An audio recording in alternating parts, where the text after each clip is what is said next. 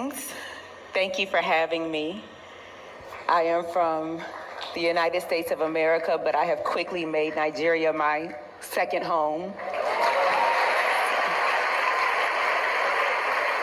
And I'm just excited to see what God is doing in this nation. He's raising her up, and even in America, she's making great strides. And what God showed me about a nation I never intended to visit, I didn't have a love for, was that in a few years, there were going to be nations that bowed down to her.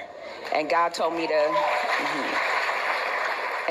to come here quickly and just be a part of what he was doing before everybody started to notice. So if I could just leave you with one piece of encouragement, don't allow the other nations to see what God is doing in this nation before you see what God is doing in this nation.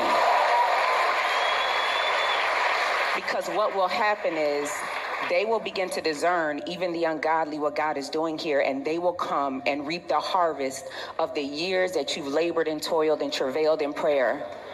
And so that's my only warning to you. That's one thing I just see coming, is that everybody sees that Nigeria is on the rise except for Nigerians.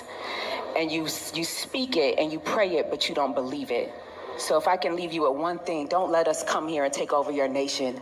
You will reap the fruit of the years that you've toiled here for.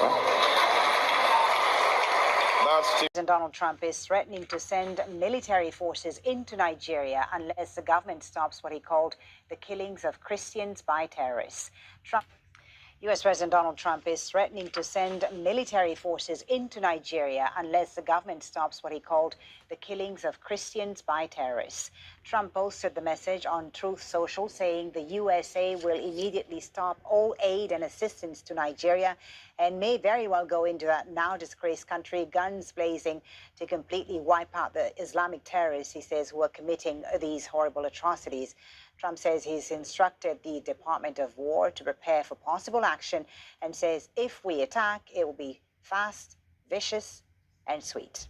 While Nigeria's President Bola Tinubu has responded to Trump in a statement saying, since 2023, our administration has maintained an open and active engagement with Christian and Muslim leaders alike and continues to address security challenges which affect citizens across faiths and regions. The characterizations of Nigeria as religiously intolerant does not, he says, reflect our national reality. Well, let's speak to Bulama Bukati about this. He's a Nigerian human rights lawyer and an analyst on conflict and development in Africa. Thank you so much for your time.